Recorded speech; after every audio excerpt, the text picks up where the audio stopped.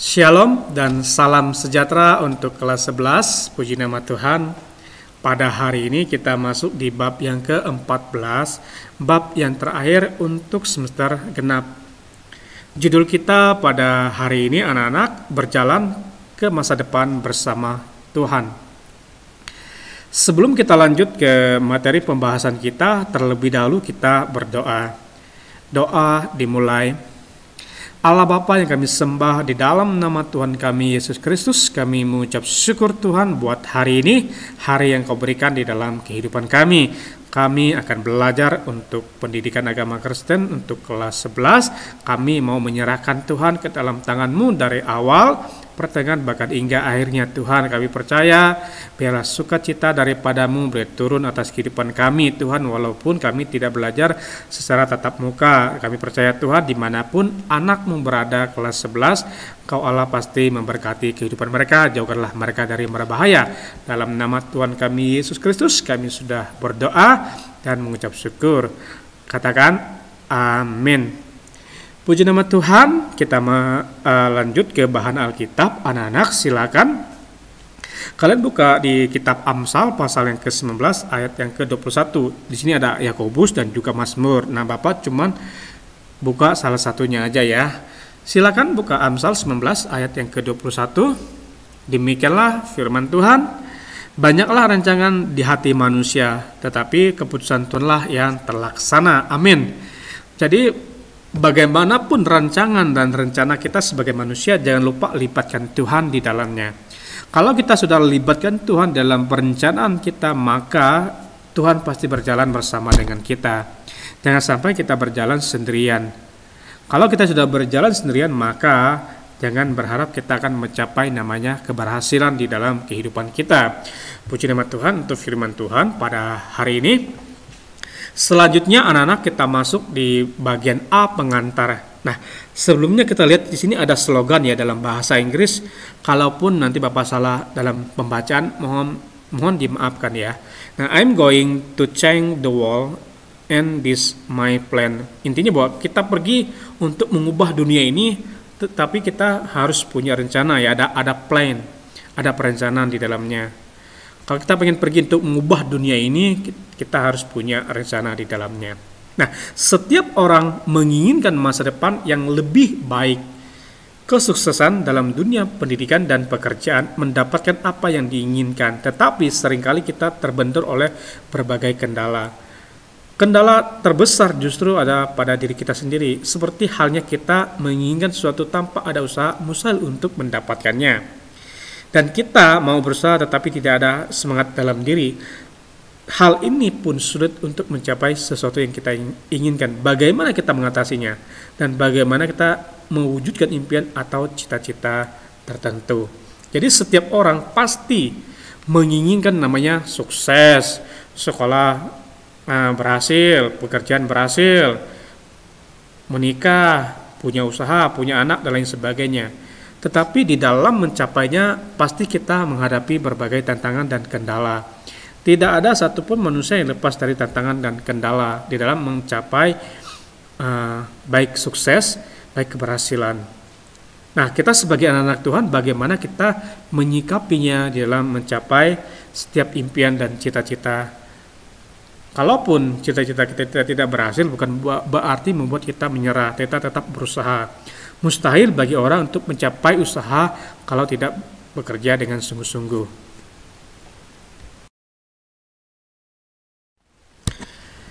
Sebagai remaja, kamu berupaya meraih cita-cita dan harapan. Di mana kamu bisa memperoleh bantuan dan anjuran untuk melakukannya?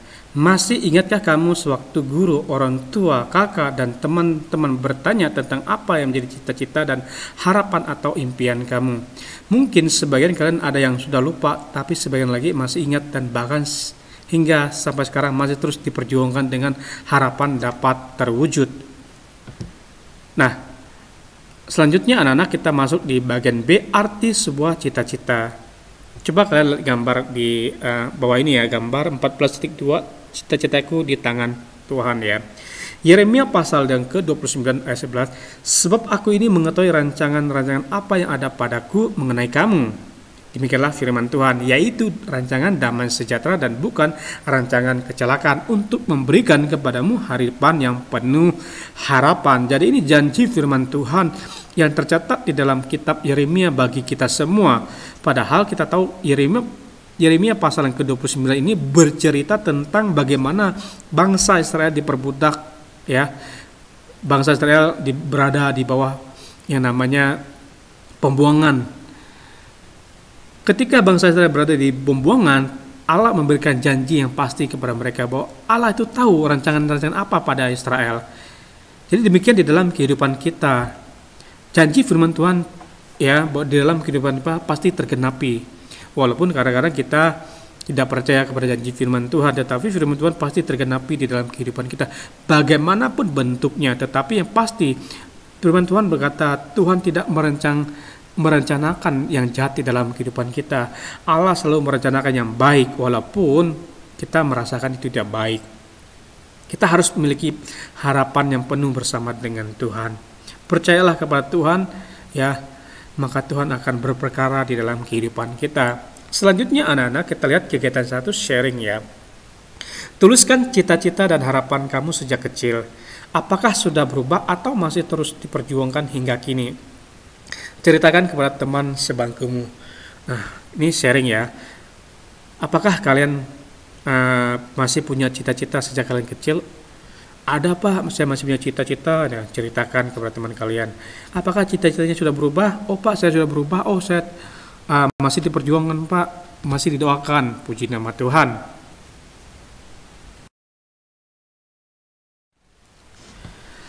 Masih ingatkah kamu dengan salah satu kalimat dari syair lagu Ria Ernest yang dinyanyikan bersama Susan yang berkata, cita-citaku ingin jadi profesor, cita-citaku ingin jadi presiden. Nah, cita-cita adalah suatu impian dan harapan seseorang akan masa depannya. Bagi sebagian orang, cita-cita itu adalah tujuan hidup, dan bagi sebagian orang yang lain, cita-cita itu hanya mimpi belaka. Nah, bagi orang yang menganggap sebagai tujuan hidupnya, maka cita-cita adalah sebuah impian yang dapat membakar semangat untuk terus melangkah maju dengan langkah yang jelas dan pasti dalam kehidupannya. Ini yang bahwa impian atau cita-citanya lah tujuan hidup. Yang kedua, bagi yang menganggap cita-cita sebagai mimpi, maka ia adalah sebuah impian belaka tanpa api yang dapat membakar motivasi untuk melangkah maju. Nah, manusia tanpa cita-cita dan harapan ibarat air yang mengalir dari pegunungan menuju dataran rendah, mengikuti kemana saja alur sungai membawanya. Manusia tanpa cita-cita dan harapan bagaikan seorang yang sedang tersesat, yang berjalan tanpa tujuan yang jelas, sehingga ia bahkan dapat lebih jauh tersesat. Ya, cita-cita adalah sebuah rancang bangun kehidupan seseorang. Jadi penting, ya, bagi seseorang untuk memiliki cita-cita di dalam kehidupannya. Nah, gambaran orang yang memiliki cita-cita dalam kehidupannya seperti api yang membakar semangat, ya. Dia memiliki tujuan di dalam kehidupannya. Karena apa? Punya tujuan di dalam kehidupannya. Oleh karena itu, sebagai remaja Kristen, minimal kalian punya satu tujuan di dalam kehidupan kalian. Apa tujuannya? Entah kalian nanti menjadi apa, jadi apa, ya penting kalian harus punya tujuan hidup di dalam kehidupan kalian. Nah, fenomena seseorang tanpa cita-cita bisa dengan mudah kita ketahui. Cobalah tanyakan kepada beberapa orang siswa SMU, SMK yang baru lulus, di manakah mereka akan melanjutkan studi mereka atau apa yang akan mereka lakukan setelah mereka lulus. Mungkin sebagian dari mereka akan menjawab tidak tahu, menjawab dengan rasa ragu, atau mereka menjawab mereka akan memilih suatu jurusan favorit di perguruan tinggi, negeri, PTN, atau swasta tertentu. Nah, sebagai contoh, kita bisa bertanya kepada orang yang baru lulus SMA, ya. Nah, kalian mau lanjut ke mana? Mungkin sebagian orang jawab, ya udahlah, saya mah nganggur. Ada sebagian orang jawab, wah, saya nanti masuk ke universitas begini-begini, saya akan kuliah begini-begini, dan akan mendapatkan pekerjaan begini-begini. Nah, semua itu didorong dengan cita-cita dan harapan. Seandainya orang tidak punya cita-cita dan harapan, maka jawabannya ya udahlah, ragu-ragu. Oleh karena itu, sebagai remaja Kristen kelas 11, milikilah cita-cita dan harapan yang pasti di dalam kehidupan kalian.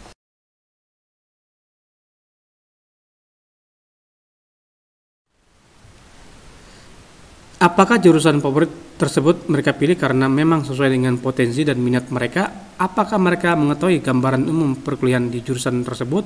Apakah peluang-peluang yang dapat mereka raih karena kuliah di jurusan tersebut, ataukah hanya sekedar ikut-ikutan teman, gengsi belaka, tren karena mengikuti anjuran orang tua, bahkan asal pilih? Jika demikian, maka yang terjadi selanjutnya adalah di saat perkuliahan sudah berlangsung, beberapa dari mereka merasa jurusan yang dipilihnya tidak sesuai dengan apa yang dibayangkan atau tidak sesuai dengan kemampuannya. Boleh jadi setelah itu ia akan mengikuti ujian lagi di tahun depan atau malas-malas kuliah. Hal ini sungguh suatu pemborosan terhadap waktu, biaya, dan tenaga. Nah, selanjutnya kita masuk di nomor 1, motivasi sebagai masalah faktor dalam meraih masa depan. Nah, kegiatan 2, tuliskan pendapat kamu tentang arti motivasi. Yang kedua, faktor apa saja yang dapat mempengaruhi motivasi seseorang meraih masa depan. Ketiga, ceritakan hasil pemikiranmu ke teman-teman kamu. Seringkali seseorang menghadapi berbagai kendala dalam menjalani perjuangannya untuk meraih masa depan yang lebih baik. Untuk mengatasi kendala dalam diri kita dan mudah mencapai sesuatu yang kita inginkan, cara kita harus memiliki motivasi. Seseorang yang mau bertindak dan mau berusaha untuk mencapai yang ia inginkan atau ia cita-citakan adalah orang memiliki motivasi. Dan begitu sebaliknya, orang yang tidak mau berusaha dan bertindak berarti orang yang tersebut tidak memiliki motivasi di dalam kehidupannya. Nah, langkah utama bagi setiap remaja Kristen untuk mencapai namanya cita-cita dan harapan harus memiliki namanya motivasi yang kuat di dalam dirinya. Kalau kalian sudah memiliki motivasi yang kuat di dalam diri kalian, maka sebesar apapun tantangan di dalam kalian menghadapi cita-cita dan harapan kalian, maka kalian tidak akan mudah menyerah.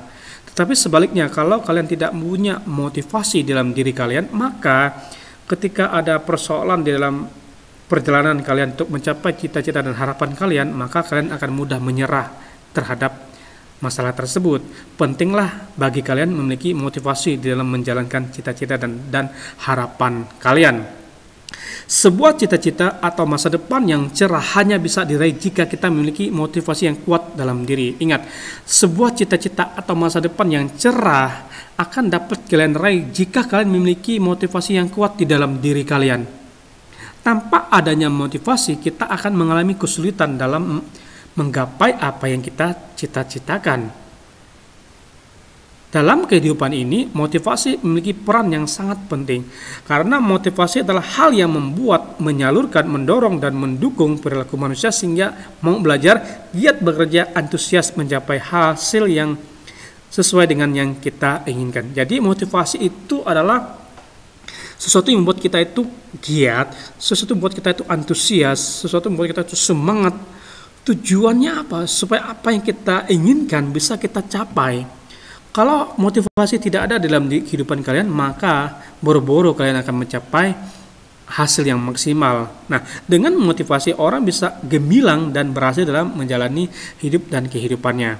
Akan tetapi tak dapat dipungkiri, memang cukup sulit membangun motivasi dalam diri sendiri. Bahkan mungkin kita tidak tahu pasti bagaimana cara membangun motivasi dalam diri sendiri. Namun, kita tak boleh merasa tidak berdaya, hilang harapan, selalu mengeluh saja tanpa berbuat apa-apa. Memang sulit untuk kita, saya punya motivasi begini, saya punya motivasi seperti ini. Tetapi bagaimanapun kita harus membangun motivasi diri sendiri supaya kita kuat terhadap tantangan-tantangan di dalam mencapai masa depan dan harapan kita.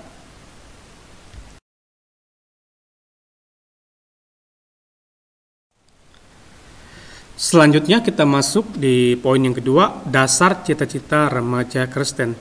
Coba kalian lihat gambar ini ya. Bagaimana kamu melibatkan Tuhan dalam rencana studimu? Banyak rancangan di hati manusia, tetapi keputusan Tuhanlah yang terlaksana. Yang terpenting adalah bagaimana kita melibatkan Tuhan di dalam studi kita. Kalau kalian tidak pernah melibatkan Tuhan dalam studi kalian, maka sangat kecil untuk kalian bisa sukses, bahkan gagal. Libatkanlah Tuhan, maka Bapak percaya Tuhan akan bekerja di dalam studi kalian. Jangan pernah tidak libatkan Tuhan di dalam studi kalian jika ingin sukses. Jangan pernah tidak libatkan Tuhan di dalam jenjang karir kalian jika pengen berhasil. Selanjutnya anak-anak kita masuk di kegiatan 3, penugasan. Menurut kamu apa yang seharusnya menjadi dasar dari remaja Kristen untuk meraih impian dan harapan? Setiap remaja pasti punya cita-cita, bukan? Pasti. Mereka mau cita-citanya kelak akan menjadi kenyataan. Apakah rahasia sederhana agar cita-cita kita menjadi kenyataan? Apakah itu usaha? Apakah itu belajar? Iya. Semua jawaban itu benar. Nah, sebagai remaja Kristen, kamu perlu melandaskan cita-cita dan harapan pada kebenaran firman Tuhan. Bekerja, iya. Usaha, iya. Belajar, iya. Tetapi semua itu ada landasannya. Landasannya selalu pada firman Tuhan. Kalau landasannya tidak firman Tuhan, maka keberhasilan kerja menjadi sia-sia di dalam kehidupan kalian. Nah, sebagai remaja Kristen, Tuhan adalah landasan iman percaya. Selanjutnya ada satu syarat agar semua cita-cita remaja Kristen dapat berhasil kelak 10 atau 20 tahun yang akan datang. Syarat itu tertulis dalam Mazmur pasal yang ke-1 ayat 2a. Yang kesukaannya ialah taruh Tuhan dan merenungkannya siang dan malam. Artinya ayat ini mengajarkan bahwa agar cita-cita remaja tercapai pada suatu hari nanti, maka remaja perlu mencintai firman Tuhan. Remaja Kristen harus dibekali dengan mutiara-mutiara kehidupan sebagai landasan utama dalam mengambil keputusan. Cintailah firman Tuhan, maka kamu akan mencintai cita-cita dan harapan, tentu cita-cita dan harapan yang berkenan kepada Tuhan. Ingat, cintailah firman Tuhan, maka kamu sendiri akan mencintai harapan, dan tentunya cita-cita kalian akan pasti tercapai. Yang penting berkenan di hadapan Tuhan, memuliakan Tuhan melalui cita-cita kalian. Dan Bapak berdoa kiranya untuk kelas 11 pada hari ini, libatkanlah Tuhan di dalam setiap studi kalian. Sesulit apapun studi yang kalian hadapi, libatkan Tuhan. Maka Bapak percaya Tuhanlah yang akan membuka jalan bagi kalian. Bagi Tuhan tidak ada yang mustahil. Firman Tuhan yang melandasi semua cita-cita anak remaja Kristen diambil dari Mazmur pasal 1 ayat 1 sampai 3. Dalam kitab Mazmur pasal 1 3b dikatakan bahwa apapun yang dikerjakan berhasil. Ingat, apapun yang dikerjakan berhasil. Artinya cita-cita kita sebagai remaja Kristen akan berhasil jika berdasarkan firman Tuhan dan bersumber dari Tuhan sendiri. Jadi kalau mau cita-cita kita berhasil, harus berdasarkan, berlandaskan firman Tuhan. Bahkan berasal dari Tuhan sendiri. Nah, yang harus dilakukan remaja sekarang untuk menggapai masa depan yang lebih baik adalah dengan menentukan cita-cita yang sesuai dengan firman Tuhan dan kehendak Tuhan. Kemudian imani dan yakini berlandaskan firman Tuhan tersebut bahwa cita-cita dan harapannya akan berhasil sesuai dengan janji Tuhan. Jadi harus kalian yakini, kalian imani, bahkan kalian lakukan di dalam kehidupan kalian bahwa cita-cita kalian kelak akan berhasil. Nah, itu bagian yang bisa kalian lakukan. Tuhan memberikan manusia akal dan pikiran yang dipergunakan untuk memecahkan masalah dan mengantisipasi sesuatu yang akan timbul. Manusia dapat merencanakan segala hal yang akan dijalani ke depan. Rencana tersebut seringkali diharapkan apa yang kita rencanakan dapat berjalan dengan sempurna. Sebagai remaja Kristen, kamu harus sadari juga bahwa Tuhan turut bekerja dalam segala sesuatu untuk mendatangkan kebaikan. Roma 8 ayat 28. Ingat bahwa Allah bekerja di dalam segala sesuatu, ya, untuk mendatangkan kebaikan bagi siapa? Bagi orang yang mengasihi Tuhan. Ingat, kalau kita mengasihi Tuhan dalam kehidupan kita, maka pekerjaan-pekerjaan yang kita lakukan, Tuhan bekerja di dalamnya. Oleh karena itu, apapun yang terjadi setelah kita merencanakan segala sesuatu, patut kita syukuri.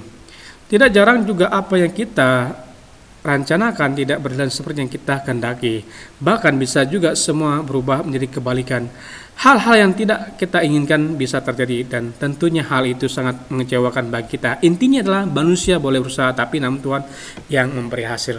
Intinya kita tetap mengandalkan Tuhan dalam setiap masa depan yang kita harapkan. Kita libatkan Tuhan, berhasil atau tidak berhasil, yang penting kita melakukan bagiannya kita. Dan Bapak percaya Tuhan pasti akan menyertai kehidupan kita, bahkan menolong kita walaupun kita mungkin saatnya menyerah dari masa depan kita. Pak, saya menyerah Pak, saya capek, begini-begini Pak, saya sudah berusaha berjuang. Pak, malah bapak saya meninggal, Pak, malah saya begini-begini.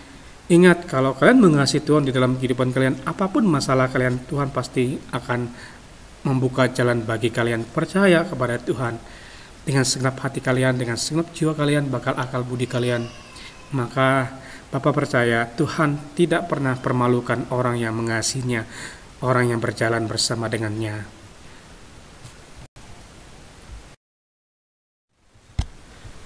Demikian juga dalam surat Yakobus pasal keempat ayat 13-17. Di bagian ini menjelaskan tentang jangan melupakan Tuhan dalam perencanaan. Jangan pernah kalian melupakan Tuhan dalam setiap perencanaan kalian. Bagaimana Pak? Kalau kalian punya cita-cita, tulis, Tuhan aku pengen cita-cita begini. Dan kalian lihat cita-cita kalian, apakah sesuai dengan firman Tuhan atau tidak. Kalau tidak sesuai, kalian bisa ganti dengan sesuai dengan firman Tuhan. Karena apa? Kalau tidak sesuai dengan firman Tuhan, tidak sesuai dengan prinsip-prinsip Alkitab, maka cita-cita kalian akan susah kalian capai. Yang kedua, lihatlah kemampuan kalian. Kalau kalian punya kemampuan di IT, ya kuliah sesuai jurusan. Kalau kalian punya kemampuan di bidang pidato, kuliah sesuai jurusan.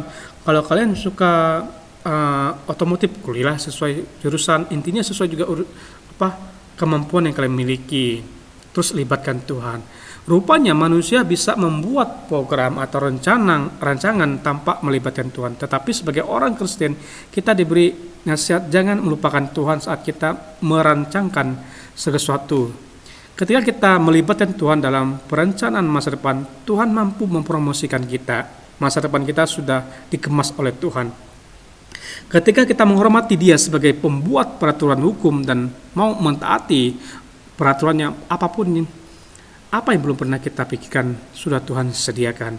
Jadi libatkan Tuhan di dalam kehidupan kita, maka apapun ya yang kita inginkan, yang bahkan belum kita pikirkan, Tuhan sediakan bagi kita. Bagi siapa? Bagi orang yang mengasihi Tuhan, hormati Tuhan, hargai Tuhan, bahkan mentaati semua perintah Tuhan dengan setengah-setengah. Maka Tuhan menyediakan apa yang kita butuhkan. Amin. Nah, selanjutnya anak-anak kita masuk di kegiatan 4, ini ada penugasan proyek bagi kalian ya. Nah, secara berpasangan, kalian minta berpasangan ya, diskusikan dan buatlah laporan tentang satu, apa yang harus dipersiapkan dan diantisipasi untuk menghadapi perkembangan ilmu pengetahuan dan teknologi. Yang kedua, apa yang harus dipersiapkan untuk menghadapi globalisasi. Yang ketiga, bagaimana peran Tuhan dalam menggapai cita-cita dan harapan bagi masa depan kamu. Jadi nomor 1, nomor 2 itu ada di bab yang ke-13, nomor 3 itu di bab yang ke-14. Kalau kalian kurang paham bisa bertanya kepada guru yang mengajar kalian dan juga ke Bapak.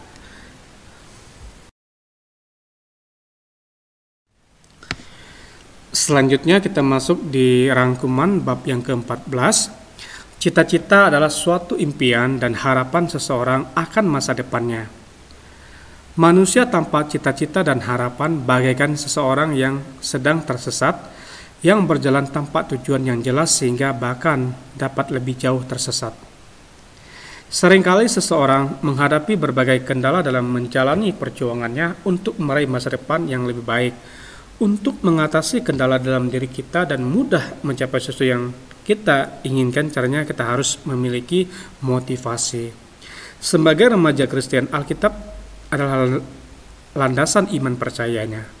Melibatkan dan mengandalkan Tuhan Yesus dalam setiap cita-cita dan harapan remaja Kristen adalah suatu keharusan jika ingin cita-cita dan harapannya terwujud. Puji nama Tuhan untuk kesimpulan kita atau rangkuman kita di bab yang ke-14.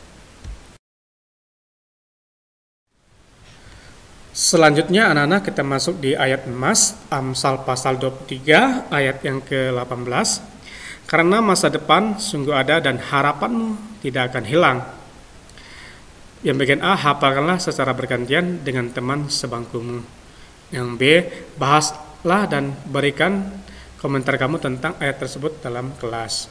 Selanjutnya, pembahasan ini merupakan rangkuman dari seluruh pelajaran pendidikan agama Kristen dan budi pekerti semester yang kedua.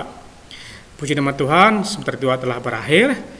Selanjutnya, sebelum kita berpisah, kita masuk di doa penutup. Di sini sudah Bapak tampilkan di slide.